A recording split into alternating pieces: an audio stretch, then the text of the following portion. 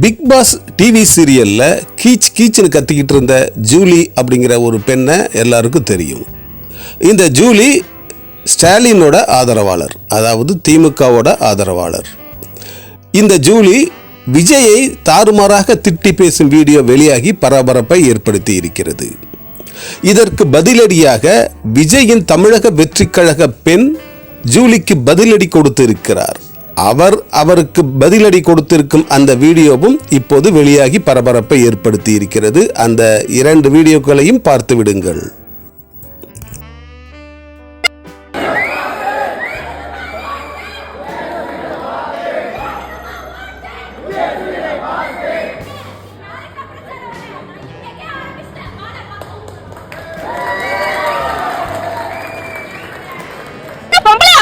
இல்ல நான் கேக்குறேன், என்ன பொம்பளாவ லாட்டிகுலத்துல ரேப் கேஸ் நடந்துச்சு. 2 வயசு பொண்ணு ரேப் பண்ணி சாவடிச்சாங்க, 3 வயசு குழந்தை ரேப் பண்ணி சாவடிச்சாங்க. அப்பலாம் வரல 12 வயசு 12th படிக்கிற புள்ளைய ரேப் பண்ணி சாவடிச்சாங்க. அதுக்கெல்லாம் கேட்கவல்ல, இதுக்கு வர அவன பெரிய மையாவ வர சொல்ல மாட்டல டிஎம்கே. அதாவது இதுல என்ன இதுனா டிஎம்கே கார சப்போர்ட் பண்ற அந்த கிட்டு கிரிக்கி சரியான கிட்டு கிரிக்கியவ மையா கூட புடிக்க முடியாது. ஒரு மையா கூட அவளால புடிக்க முடியாது.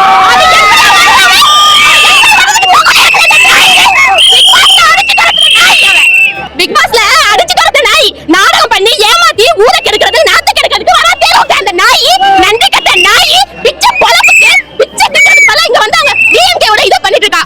சரியா? அதனால தான் டிஎம்கே ஓட இருக்காங்க. நான் அவளோட போன எதுக்கு எங்க அண்ணனை பத்திலாம் எதுக்கு தரக்குறா பேசுறேன்? எதுக்கு பேசுறேன்?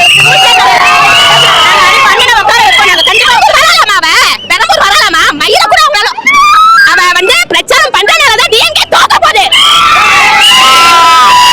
இன்னொன்னு வந்து அவ டிஎம்கே வரதால டிஎம்கே தோக்க போகுது ஃபர்ஸ்ட். ரெண்டாவது கிட்டி சப்போர்ட் பண்றது டிஎம்கே தான் எல்லாரும் நினைக்கிறாங்க. கிட்டி கட்டுப்பாட்டுக்கு இறங்கிதான் அவங்க பொறுமையா இருக்காங்க, ரொம்ப பொறுமையா இருக்காங்க. ரொம்ப சரி ஒரு பொம்பளை ஒரு பொண்ணை நம்ம இது பண்ண கூடாதுன்னு ரொம்ப இது பண்ணிட்டு இருக்காங்க. பாதுகாப்பு இல்ல என்ன பாதுகாப்பு இல்ல? 50 பொம்பளைங்க 50 குழந்தைங்க 50 பொம்பளைங்க ரேப் பண்ணி சாவடிச்சிருக்காங்க. அவங்களுக்கு பாதுகாப்பு இல்ல. திமுகவா அதிமுகவா அப்படிங்கிற போராட்டத்தை விட ஸ்டாலினா விஜயா அப்படிங்கிற போராட்டம் அதிகமா இருக்கு. உண்மையிலேயே இப்ப நடக்கிறது ஸ்டாலினுக்கும் விஜய்க்குமான தேர்தலா என்கிற கேள்வியும் எழுகிறது. என்ன நடக்கும் என்பதை இந்த தேர்தல் முடிவுக்கு பிறகு பார்ப்போம்.